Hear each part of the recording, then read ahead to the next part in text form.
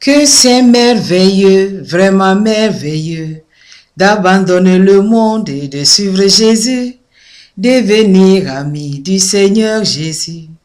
Que c'est merveilleux, vraiment merveilleux.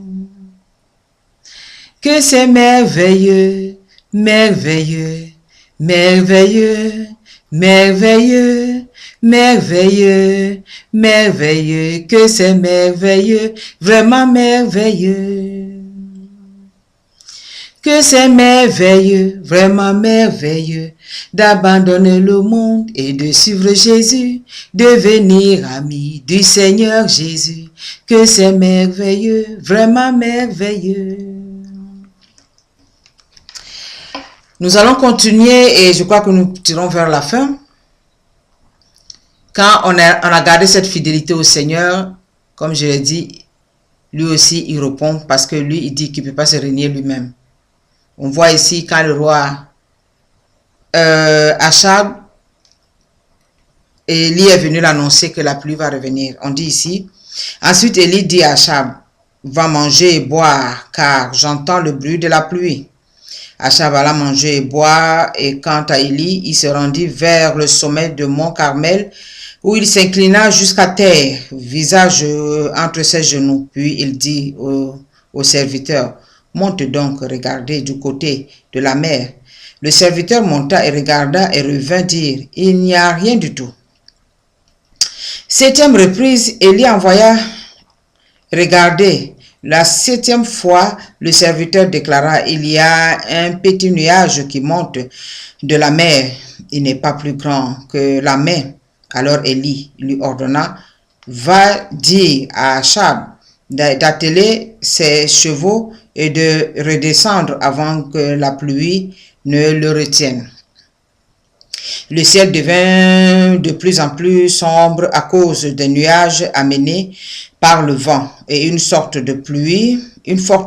pluie se mit à tomber tandis que le roi Achab sur son char rentrait de Jezreel. Élie attacha sa ceinture pour partir et rempli de force par le Seigneur et courut devant le char d'Achab jusqu'à l'entrée de Jezreel. Alléluia. Si vous êtes resté fidèle, le Seigneur répond. Ici, le Seigneur a répondu. La fidélité s'est manifestée à travers les prophètes de Baal et le vrai Dieu. Le peuple a reconnu l'autorité de Dieu, il a reconnu la fidélité de Dieu. Mais Dieu n'a pas laissé son peuple comme ça parce qu'il l'a envoyé pour une mission. Il a dit, il faut aller dire au roi Achab que la pluie va venir. Donc Dieu ne peut pas faire à moitié. Il dit, voilà. Élie dit, la pluie va venir maintenant. Il faut aller atteler tes chars, toi le roi là, qui ne pense à rien, qui ne croit en rien. Je vais te montrer maintenant que le Dieu que je sers, ce qu'il dit, il le confirme. Alors la pluie est tombée. Frères et sœurs, je voudrais vraiment vous dire que votre patience, si vous êtes patient dans la prière, si vous accrochez au Seigneur, vous serez aussi récompensé. Parce que ici, Élie a pris tous les risques possibles pour venir affronter les dieux de Baal avec Jézabel et le roi Achab qui était vraiment un roi très très dur. Mais il a affronté parce qu'il savait que celui qui sert ne peut pas l'abandonner. Celui qui sert, c'est lui qui l'a envoyé. C'est pour cela, je voudrais vous dire ce soir que dans votre situation, même si la sécheresse persiste, à un moment donné, la pluie va tomber. Et ça va tomber abondamment, de telle façon que vous allez même oublier.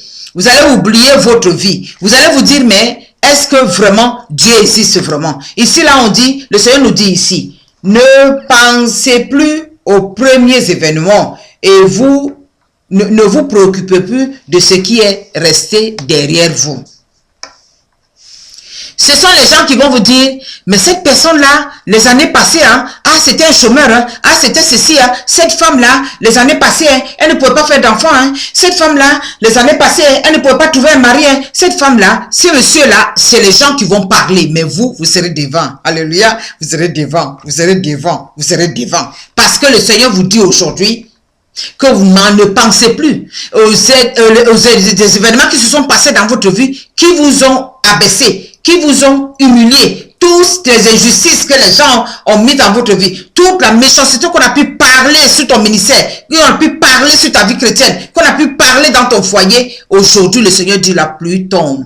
Mais ce qui est important, et avant que cela va arriver, puisque un serviteur de Dieu est venu te déclarer que le Seigneur dit, voilà ce qui va arriver, il faut rester en adoration.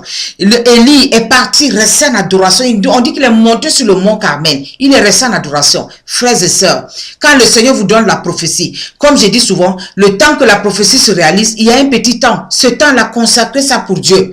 Faites confiance en Dieu. Mettez-vous en adoration. Même s'il y a des moments où les situations vous font sortir de vos gonds. Parce qu'il y a des moments où le diable veut absolument vous voir irrité. Alors, il durcit le cœur. Quand vous revenez en vous-même, le soir avant de vous coucher, dites seulement Seigneur, si cette journée d'aujourd'hui, ça a été très pénible pour moi, j'ai supporté trop d'humiliation aujourd'hui, de telle façon que vraiment je suis sorti de moi-même.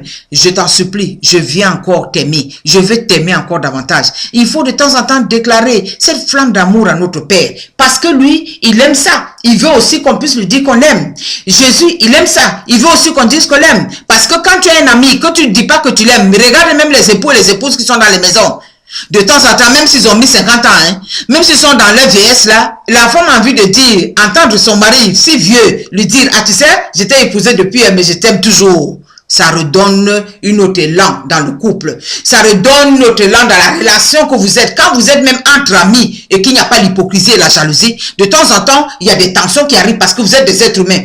Mais il faut se regarder et te dire, mon ami, tu sais, ça fait des années on se connaît, hein, mais vraiment, je t'aime bien. Ça donne encore une autre élan. Cet amour fétiche, ce mot fétiche qu'on appelle amour là est très important. Ça reconstitue beaucoup de choses. Alors il faudrait que vous sachiez une chose. Dieu vous aime et il dit la pluie va tomber. Vous allez oublier votre ancienne vie. Vous allez oublier toutes ces injustices là parce qu'il est venu établir la justice dans votre vie car il est fidèle. Il a fait cela pour Suzanne qu'on a vu. Il a fait cela devant les prophètes de Baal. Il a montré qu'il est fidèle et que personne ne peut se comparer à lui. Il a fait cela dans tout ce qu'on a parcouru comme la parole de Dieu. Dans le livre de, moi je dis toujours, à partir de la Genèse jusqu'à l'Apocalypse, c'est la fidélité de Dieu qui se trouve dedans. Même si le Seigneur, souvent il y a des moments il est un peu en colère, il est un peu irrité contre nous, selon la vie que nous menons, mais quand nous revenons vers lui, sa fidélité, sa bonté, son amour, c'est ça qui nous accompagne. C'est ça qu'il a dit dans le psalmiste en disant, sa bonté et sa générosité nous suivront pas à pas. C'est pour cela nous devons revenir dans sa maison.